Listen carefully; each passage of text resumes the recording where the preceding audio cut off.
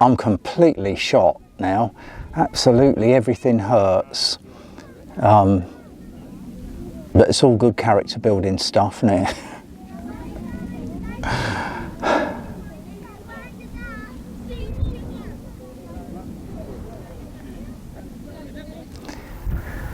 Hello folks, and a warm welcome back to my channel. Recently a couple of people have asked me why I actually like doing the stuff that I do, some of the harder things that I do, and they say surely you just would rather be comfortable at home than getting wet or cold or tired or whatever. So yeah, today I thought I'd do a little video on why do hard stuff, basically. My name's John and I make videos on camping, walking and astronomy. If you like what you see in this video, then please check my channel out, as you may find others that interest you there. But in the meantime, let's crack on with this video. So I think first of all we have to look at kind of what hard stuff actually is. And the thing is it's subjective. What I find hard, you might find easy, or equally what you find hard, I might find easy. It all depends on your individual fitness and circumstances and stuff like that. And hard can be physical things like climbing up a mountain. It can be cerebral things like learning a new language, say, or it can be a mixture of things which are both hard physically and mentally, and that might be something like quitting smoking, for example. Car park now, I'm going to stop and have a little bit of a rest. The end of the off-road section on the South Downs is very nice, but it's much harder than I thought it was going to be. So hard is putting yourself outside your comfort zone, and if you imagine your comfort zone as a sort of ball, and most of the time you're kind of living in that ball, what happens as you get older is that ball gets smaller and smaller. So things that you used to find relatively straightforward become more intimidating and more challenging as you get older. Now, nobody likes a nice soft bed and a comfy sofa more than me, but I'm aware that, you know, your comfort zone's getting smaller and smaller and the inclinations to do less and less. So nothing great happens sitting on the sofa watching TV, but in trying to find something hard, you need to be careful with what you pick, or take care with what you pick. You don't want to pick something that's going to give you a long-term injury that will take months to get over, and equally you don't want to pick something that's going to put you at risk where other people might have to risk themselves to come and get you.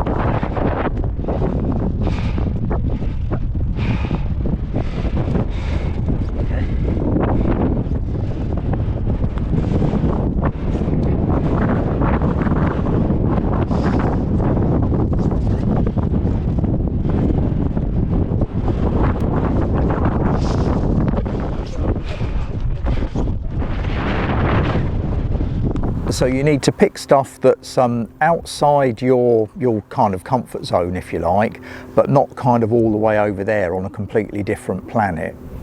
So for me, hard typically is a test of my fitness, and it's something perhaps that's going to make me a little bit uncomfortable, perhaps put me in some temporary pain, and also something where there's a possibility of failure.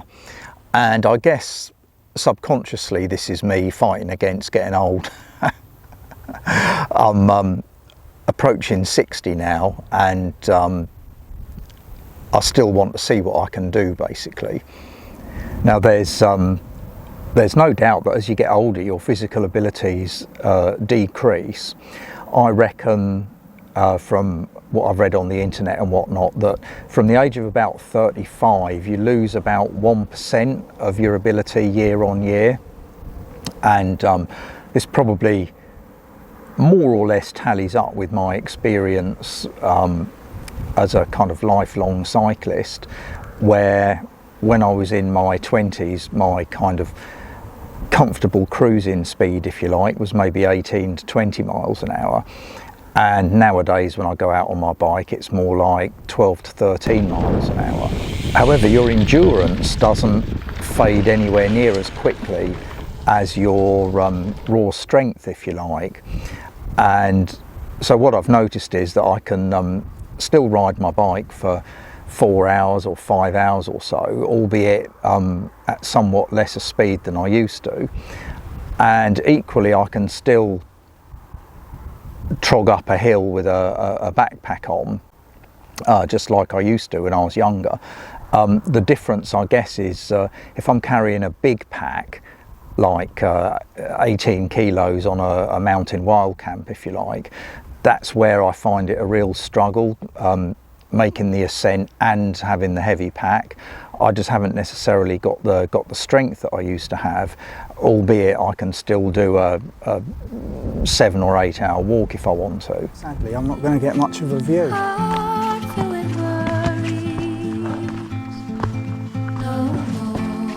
Yay!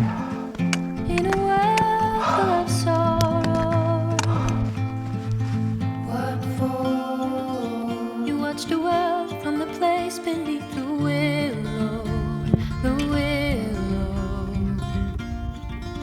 So many years, too many tears on your pillow, on your pillow.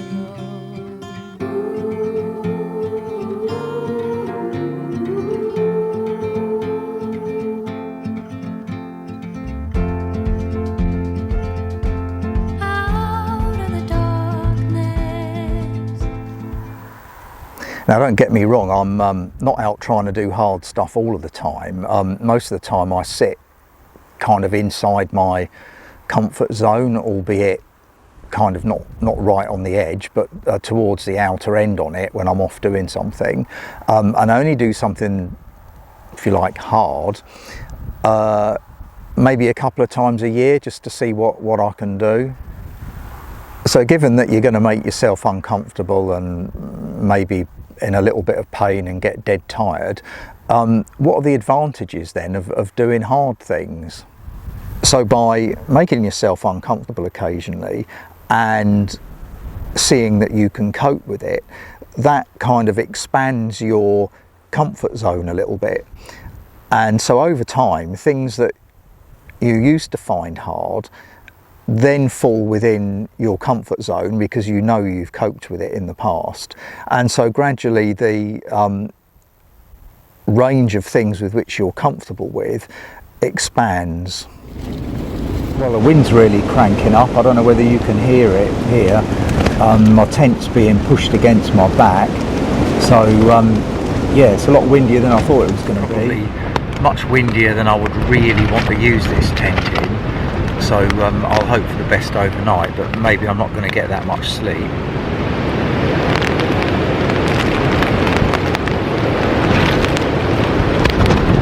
So you end up being able to fit more hard stuff actually within your comfort zone, and this kind of gives you a little bit of self-confidence when life's inevitable knocks and bumps come along. You know you've got a little bit of self-belief in there, that you've coped with difficult things in the past and got through with them fine. The thing with doing hard stuff outside your comfort zone is the possibility of failure is always there, and it teaches you really that failure is okay. You're not going to succeed at everything that you do, and typically if you fail you'll learn by it, and one possibility is that you learn by it come back, have another go and succeed. Or it might be that whatever task it was you set yourself, you realise is simply outside your ability level, and that's okay too, because you found out where your limits lie. I'm not even a quarter of the way through, I'm bloody knackered. So, but I think the next block, really, it's all downhill to the turnaround point, so hopefully that will give me a little bit of respite. Yeah, hopefully I haven't bitten off more than I can chew. So learning how to accept failure also gives us an understanding of the concept of giving up. Now, sometimes giving up is the right thing to do. Maybe the weather conditions have deteriorated seriously, and if you carry on, you'll put yourself into danger. Or maybe you've picked up a bad injury that would take you months to get over if you carried on, and then you've lost like a whole year of enjoyment. These are circumstances where the best thing to do is to give up and come back and fight another day. On the other hand, if you're feeling a little bit uncomfortable and maybe in a little bit of pain, or you're feeling a bit tired, then giving up might not be the right thing to do. What would often happen here, from my experience, is if you give up just because you're feeling a bit uncomfortable, you kind of kick yourself afterwards, and then typically you end up coming back and doing it again anyway. And it's recognising the difference between the times when it is the right thing to pack it in and call it a day, and times when you should really push on. That's quite a good lesson to learn, and that really only comes from experience of being in kind of uncomfortable situations enough times for you to figure out, you know, what your limit is. So this is a really fun section just up here. A few hundred metres of extremely steep. It'd be alright, but I've done just over 11.5 miles so far, so I'm pretty well shot through. So yeah, I'll be glad to get to the top of this bit. Well, thank goodness for that. So back on Penny Van now. I've done 12.25 miles. So there's a couple of miles to go now, but all downhill. Yeah, so I'm going to have a little bit more to eat and try and get down to the bottom. This kind of leads on to the next thing, which is picking your target. Now, your hard thing that you're going to attempt to do needs to be something that you could achieve with some preparation on your part, but nonetheless has a risk of failure. If it was a dead cert that you're going to do it, then it's not sufficiently hard.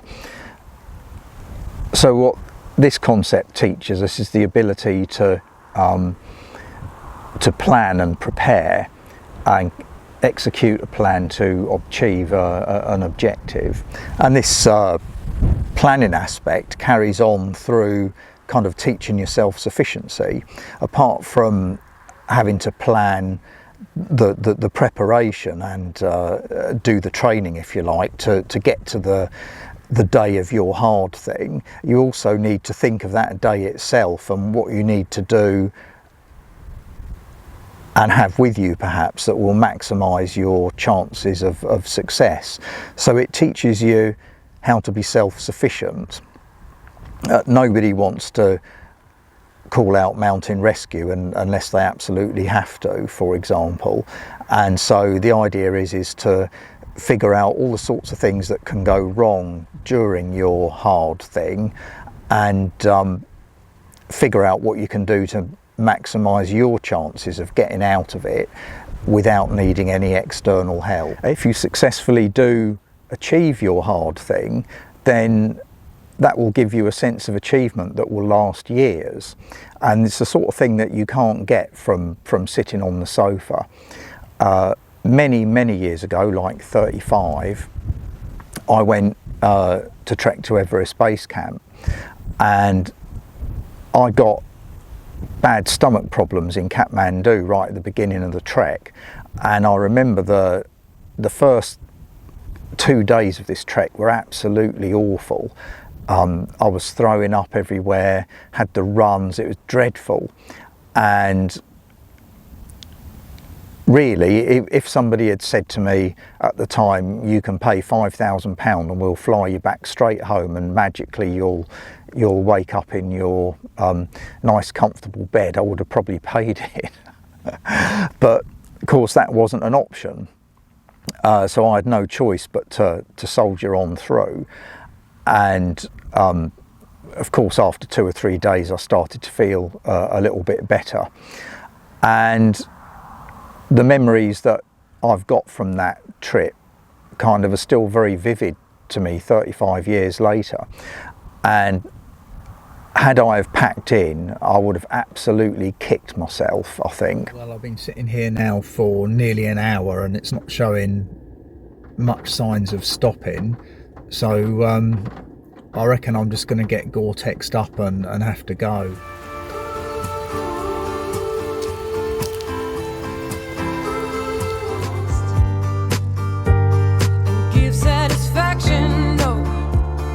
Now, nothing that I've done can ever be described as truly hard. I've never climbed a 8,000 metre mountain or ridden 400 kilometres in a day on a bike or anything like that. But some of the things I've done have been hard for me, and that's the important thing. You need to have something that's hard for you, not hard for anybody else.